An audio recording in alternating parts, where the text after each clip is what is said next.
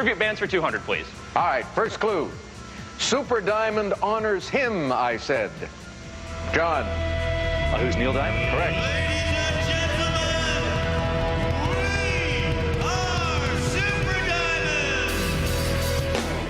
Hey everybody, welcome to the latest edition of the PressBox Party here on the No Filter Network and wherever you are listening to this podcast. We appreciate you joining us. And the name of the show is PressBox Party, and more times than not, we're more PressBox than Party.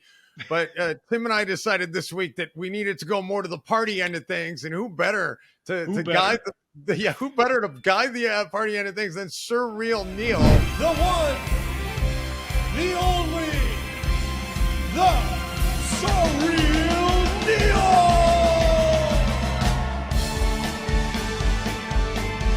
Randy Cordeiro, the lead singer of SuperDiamond. And if you don't know about SuperDiamond, you are missing out on a hell of a party. Please welcome SuperDiamond.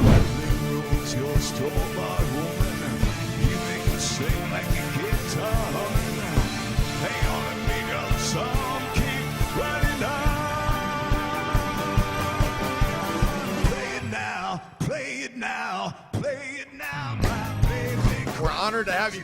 Tim and I have both seen you in concert multiple times, and you put on a hell of a show. Thank you. My pleasure.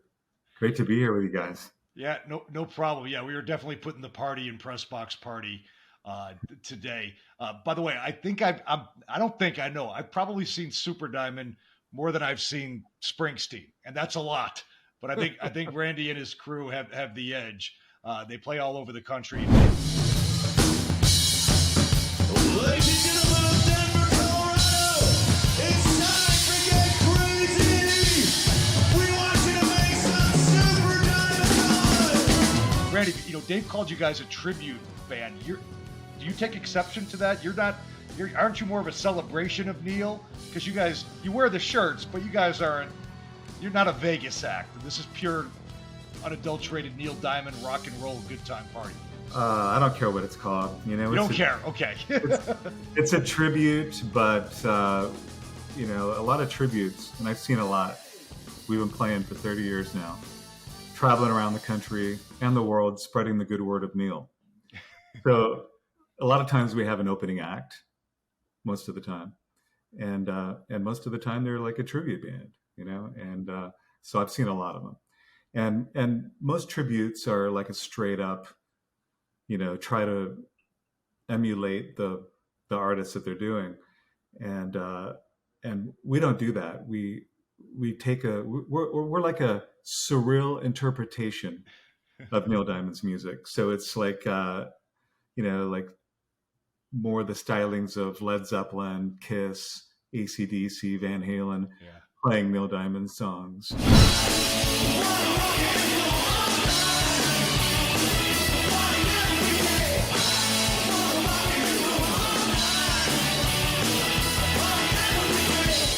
We just give it more of an alternative or rock edge to it. So it's not a straight up tribute, but it still is, or we're a Neil Diamond cover band. You can call it that or whatever. But I call it a surreal interpretation.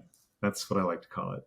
Well, I love, you mentioned it. If you go see the show, I mean, you're intertwining so many other bits of music. You'll hear Guns N' Roses mixed in with a Neil Diamond song. Sweet Caroline. Whoa, sweet Caroline. Whoa,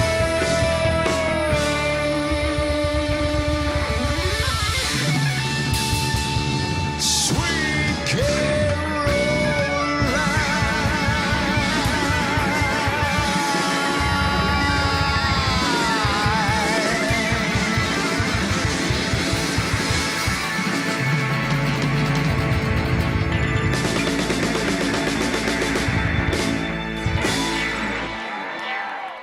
How do you guys come up with that, Randy? Is it just, time practicing together, time being on the road? Or like somebody says, hey, I think this would fit good here. Like how does all that come to develop?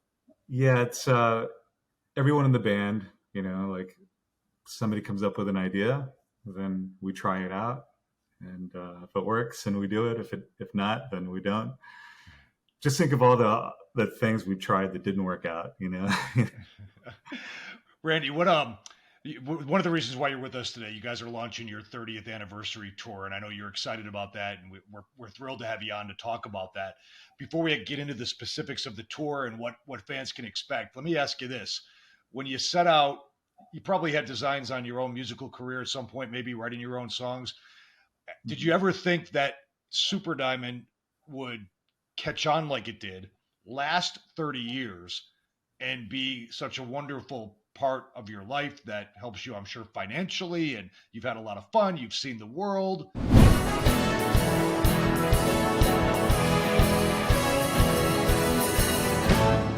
Where it began,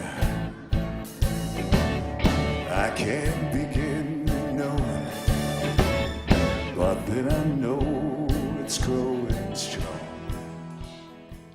Never would have predicted this. No, I mean, I was hoping, just like anything I do, I hope it's going to be successful. But yeah, I had no idea that Neil Diamond would sing with us twice, and that we would. What I've been doing is on social media, I've been posting memories, about 30 years of memories. So every other day I'm posting something. I just started this 4 days ago. So one of the memories I posted was playing the Hollywood Bowl, or people ask us what the best venue is that we play. And I said, without a doubt, the Hollywood Bowl. And we played there twice. And wow, Neil Diamond plays the Hollywood Bowl, right? Or did, because he's retired now. But so yeah, all the things. And right now I've been thinking of all the things because I'm posting these memories. I'm just going to do it until I run out. One of the memories was the first time we heard of Jack Black and Tenacious D was the time that they opened for us at the Viper Room.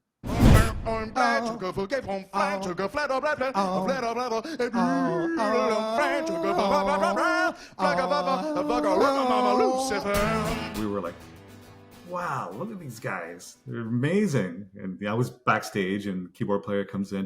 Are you listening to the opening band? No, come check it out. And we go out there and our minds are blown. It's Jack Black and Tenacious D opening for SuperDiamond, Wow. You got some great memories. What are the, real quick, you mentioned Neil sang with you guys twice. Love it. I mean, they're terrific. They're like my adopted children. I've met them and I've been to their shows and they're wonderful. What was the story behind Neil joining you guys, even if it was just, for the first time, what that was like? How did it come about and what did it mean to you to have Neil up there singing with you? Were you nervous? Was it cool? I mean, what kind of emotions were you going through there? Yeah, so it started because Neil Diamond's percussionist, steel drummer, he did both percussion and steel drums with Neil for like 30 years, since I think the late 70s is when he joined Neil. He was like our seventh member. He was playing with us a lot. Whenever he was free, when he wasn't touring with Neil Diamond, he was our percussionist, steel drummer. Hit the bridge. Come on, Vinny, hit the bridge. Nice.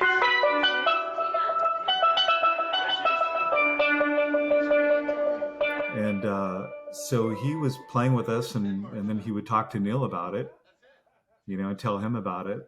And then, so that's how it came about.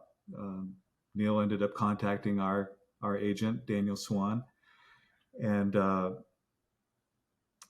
said he wanted to come see us at the House of Blues. So it was all set up ahead of time. He got there before we went on. I think he came backstage at 8:00, and I was very nervous. And so he was an audience. Oh, and also before the show, I asked him if he'd like to sit in with us. I had to just ask. I thought he'd say no, but he said, "All right, what song?" And I got the set list, and I'm like, "Sweet Caroline." He said, "You want to make me work?" And I said, I don't know. I Am I Said? And he said, okay. So I Am I Said happened to be the encore. And so I walk off the stage. The band stays out there. And instead of me walking back out, when the band kind of gets the music kind of going, which is it's a ballad, so it starts out kind of slow and eerie kind of in the beginning. Especially the way you guys play it. You guys play it a little. You guys have your own kind of version on that one. Well, at that time we were doing kind of a Hot August Night version. Okay. But now we're doing more of the studio version. So, so we've changed things up over the years. That was back in 2000. We're doing it different now. But so instead of me walking back out, Neil Diamond walks back out, and the audience just went crazy.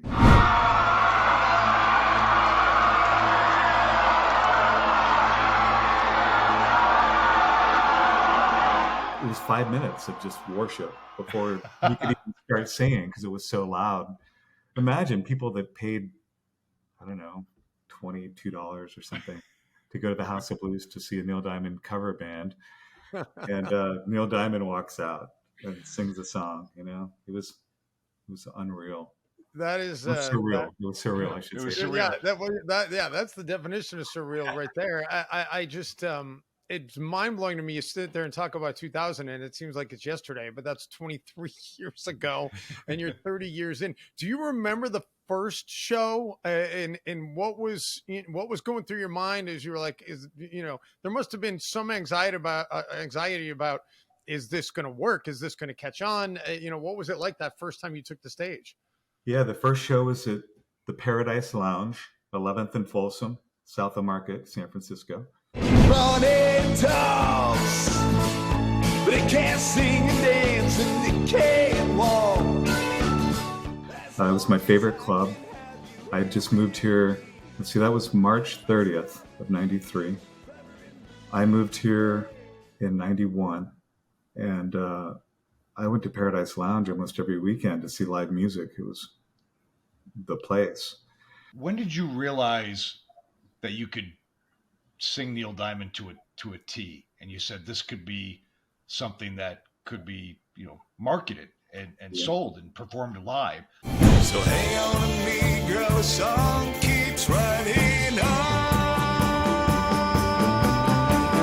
Play it now, play it now, play it now, my baby. What was that moment like when you're like, man, I sound a lot like Neil Diamond? It was 1989. I had a band playing all original music called Down Boy in Phoenix area. I was living in Tempe, Arizona. Okay. And so in this band, all we did was play original music. We didn't even know any covers. A couple of times we kind of tried to just wing it on stage. But it was just not our thing doing covers. And so the guitar player and I went to Lake Havasu or something, I can't remember what lake it was. It was a lake in Arizona probably Lake Havasu. It was close to California. Yeah. I can't remember. And so we were in his truck, and Play Me came on, a ballad, and that song was on my 12 Greatest Hits 8-track tape when I was a kid. It was my first 8-track tape that my parents bought me to go along with my new stereo system, which was such a big deal. I wanted a stereo system so bad. I got one, and they just bought some 8-tracks for me to go with it. And his 12 Greatest Hits was, my favorite.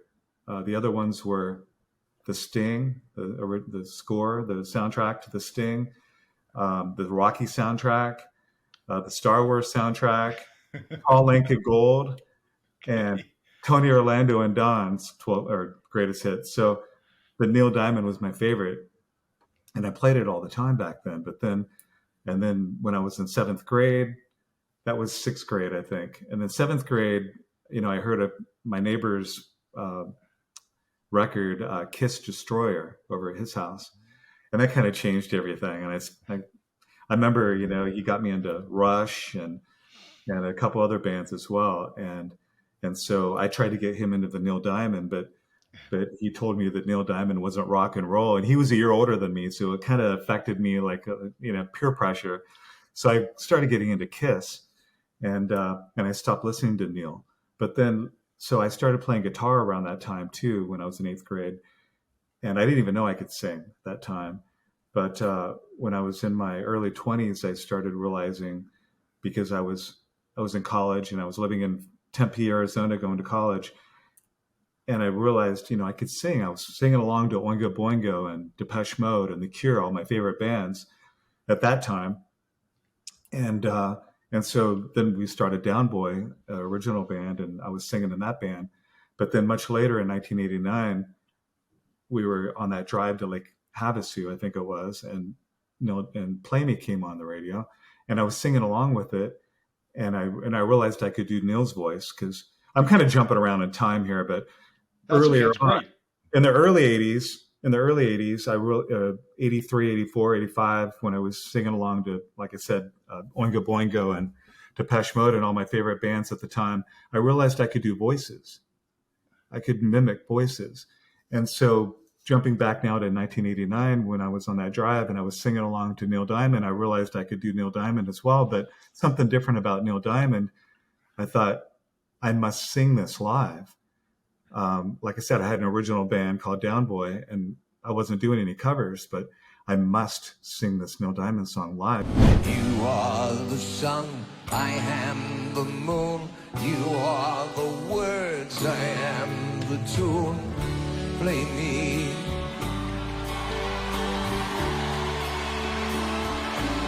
So I started playing this acoustic night at the Sun Club in Tempe, hosted by Robin Wilson of the Gin Blossoms. And so he introduced me the first time that night. I got up there, I did 2 original songs, and then I threw in Sweet Caroline. And I waited a little bit longer to do Play Me, because I thought, I got to do Sweet Caroline. And so that was the first time I did a Neil Diamond song at the Sun Club, and it brought the house down. I thought I was going to just get under people's skin. I want to just kind of piss people off here. I just wanted to, I didn't even know all the words. I was like, I can't even remember. I think maybe I kind of was getting a little raunchy on the lyrics, actually. Having fun with it, and people loved it. So then I think I did Play Me the next time, and then I did Holly Holy the time after that, doing these acoustic nights at the Sun Club. So you, real quick, do you the neighbor or friend that told you that Neil Diamond isn't rock and roll, is that the reason at the end of every show you say, don't let anybody ever tell you that Neil Diamond doesn't rock? Is he the inspiration for that? I knew it. Oh, you got it. Because during somewhere in the middle, I talk about my friend at the show. Maybe I didn't do that 10 years ago. Maybe it's something I started doing maybe 8 years ago, where I talk about that, where I talk about my friend, getting me into Kiss and Van Halen and AC/DC and all these bands. And then I tried to get him into the Neil Diamond, and he says, Neil Diamond isn't rock and roll. So but then again, at the end, that's when I tie it together and I say, whatever you do. Oh, one last thing, ladies and gentlemen, whatever you do, don't let anyone tell you that Neil Diamond doesn't rock. Classic. Are you guys still friends? Yeah. Okay. Has he changed his mind? Yeah. I bet. Sometimes on Facebook Messenger, sometimes he sends me little video clips of Kiss, and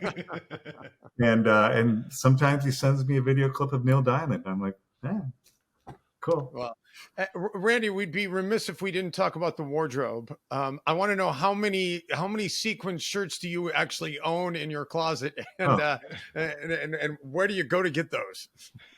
Yeah, I was gonna wear a T-shirt. And then I was just, then I was going to my closet thinking maybe I'll wear the sequin jacket over the T-shirt, and I couldn't find it. Like, where did I leave it at a gig or something? What? I don't know. I don't know where it is. Maybe it's downstairs in my old sequin shirt closet. It could be down there.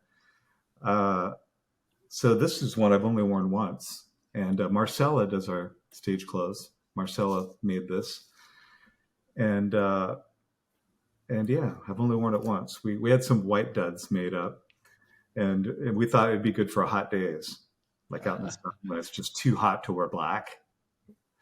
So we had some white clothes made up, and we wore them at an outdoor concert in Belvedere. For those who haven't seen Super Diamond, I can't stress it enough. I mean, there's a reason why I've flown all over the country to go to Super Diamond shows. Randy, I haven't done it lately because I got old and had kids.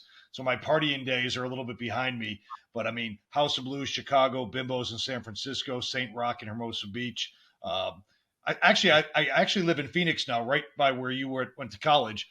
Even if you don't think you're a Neil Diamond fan, I can't tell you how many people go because their friends drag them there. Then they get there and they're like, I didn't realize that I love Neil Diamond. This stuff is fantastic. Do you hear that a lot in your travels? Yeah. Yeah, I bet. It's awesome. I love that. Helping bring people the young people to Neil. Yes. Yeah. Hey, Randy, how many guys are in the band from the original band?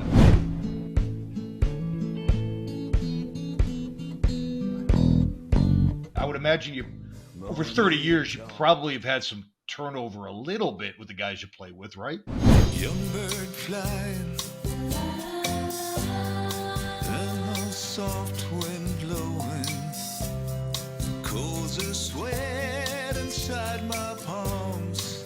We started out as a 5-piece: drums, bass, electric guitar, keyboard, and me on acoustic and vocals.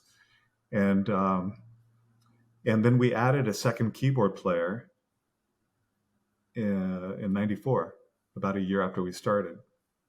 So then, being a 6-piece, the only other people that we brought in that we have in the band now that are different from the originals are Vince Littleton on drums. He started with us in 2000.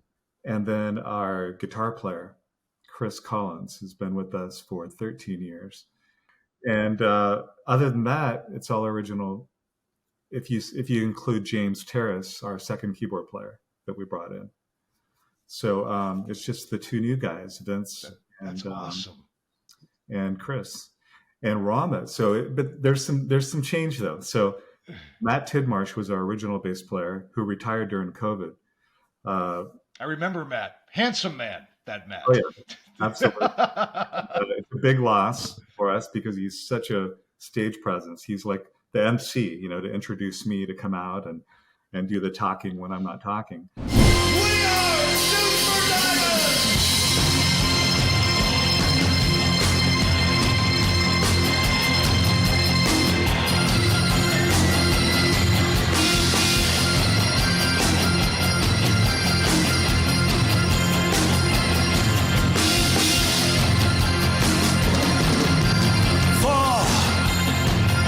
Traveling far without a home, not without a star. He got a taste of just complete freedom, as we all did during lockdown. And he just decided, I just need to continue going on vacation, once a month and traveling the world. And so we don't blame him, I mean, it is a lot of work when you're traveling around every weekend to different cities, airports, lines, checking in your bags and going through security and then getting in line for a shuttle bus to take you to the rent-a-car place and then getting your rent-a-car and then going to check in your hotel. Your room's not ready yet. You got to kill 2 hours, it's a lot of work. Yeah. Then going to sound check, doing that. Right. And then the easy part is the show, the party. That's the easy part. Right.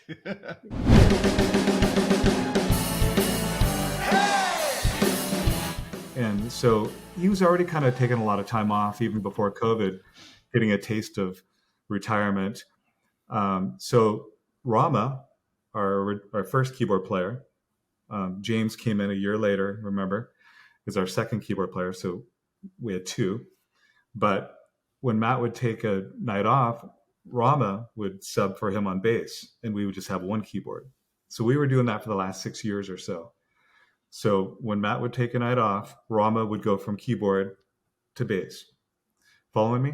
Okay. Gotcha. So when Matt retired, we just said, we sound great as a 5-piece like the first year when we started in '93. And let's just not even bring in a new bass player since Matt just retired. We'll just be a 5-piece. So Rama is now playing bass instead of keyboard, and James is only playing keyboard. So we just have one keyboard. it doesn't even really seem much different. I mean, it's kind of hard to do September Morn, so we can't do that one without both keyboards, because one keyboard's doing the piano part and one is doing like the orchestration. Without the orchestration, or without the piano part, it's kind of doesn't work very well. And Hello Again, those are ballads. Super Diamond, we don't even do all the ballads all the time. We kind of rotate them, and sometimes we do those songs, sometimes we don't. So we just don't do those songs anymore when we play normal shows. But when we do symphony shows, we definitely do that, because we have an orchestra, 72-piece orchestra with us. So we only do September Morn and Hello Again now when we play with a symphony orchestra.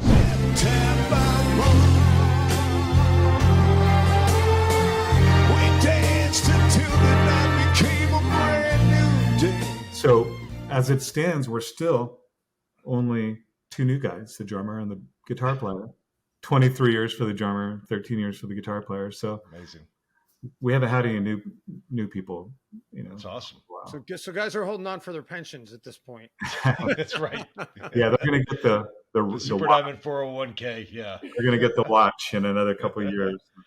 Yeah, and I want to ask you all the songs you sing, and there may be two different answers here, right? And maybe it's the same, but which song is your personal favorite to perform, and which song do you think is the most fun to perform? That might be the same, it might be different. Yeah, my favorites it's a tie between Love on the Rocks, Ain't No Surprise. Nothing you can do or say, you got to leave, just get away. We all know the song. And I Am I Said. I am I said to no one there, and no one heard at all, not even a chair. Those two are just magical performing. I never get tired of singing those songs. I crave it. I can't wait to get to those songs in the show. It's so fun. They're both very powerful songs.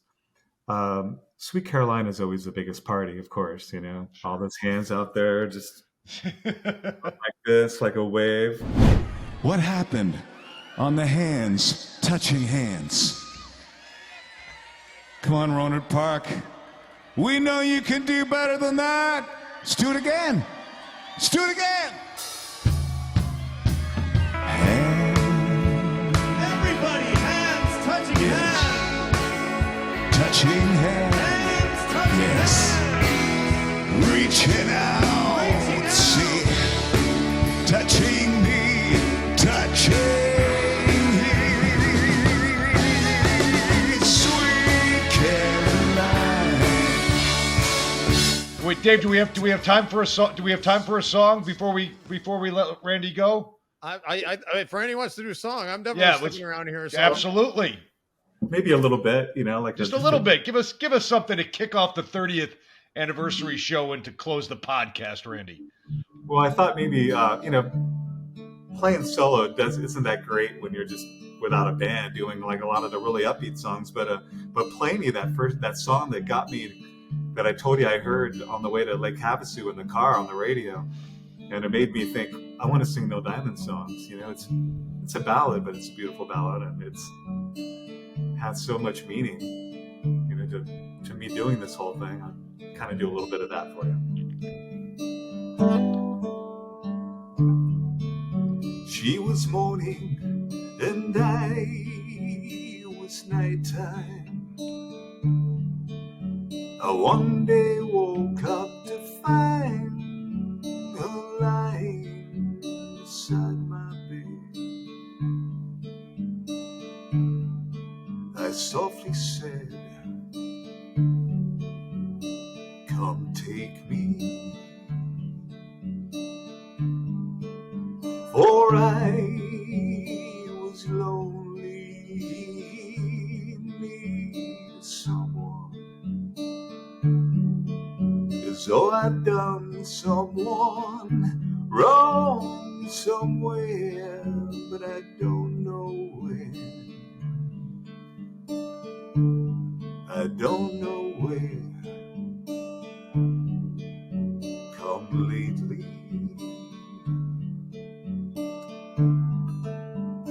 you are the sun, I am the moon. You are the words, I am the tune. Play me.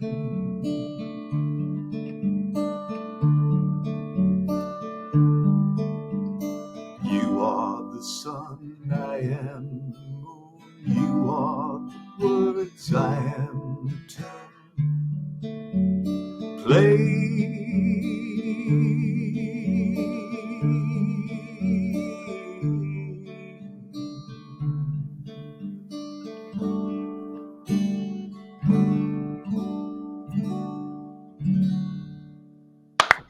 Yes. Absolutely awesome. Absolutely unbelievable. And they say when you endorse a product, you should use that product. And I'm speaking from the heart. I don't care if you're 25 or 75.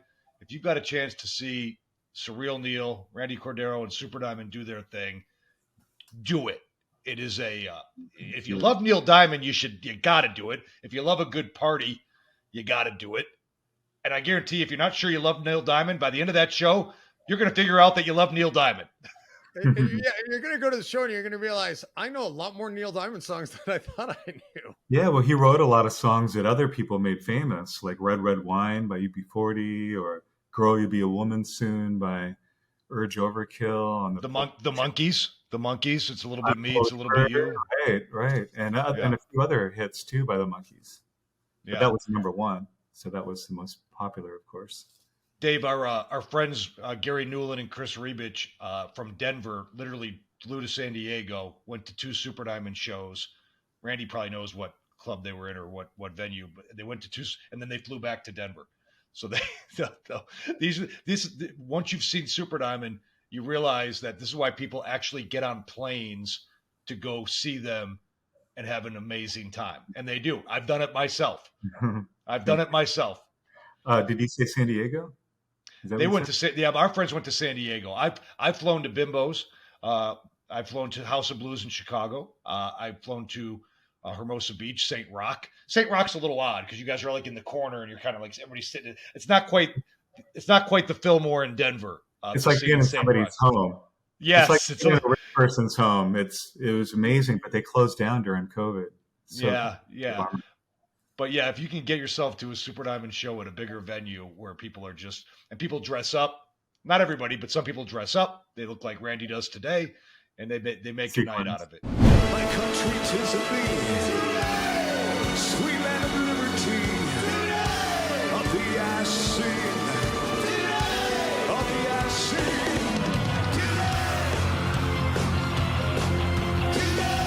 You know, Randy, I do want to ask you before I let you go I've had the pleasure to meet you in some social circles here in the Bay Area on a couple of occasions, which has been great. And, just meeting you out, you're completely just a normal guy and obviously a great guy to talk to. But when you get up on stage, you morph into this character. It's time to get crazy. Do you feel that switch? Like, how do you go there? And I mean, the energy from that just must be amazing. Yeah, it's something about putting the sequins on that just turns it on. And as soon as I put the sequins on, I'm like, I'm ready to go. Surreal Neil is bad, like the phone booth, like Superman going into the phone booth. Exactly. I feel like I want to hear one more. Do you got one more you want to do, Randy? No, you got to go to the show. All right, we'll close out on one more. I can at least get the melody to one song that everybody likes, right? I came up with this little intro thing because when I used to do this song, I used to just go. And sometimes I would hum it, the melody, I'd go. But that was kind of lame, so I came up with this little.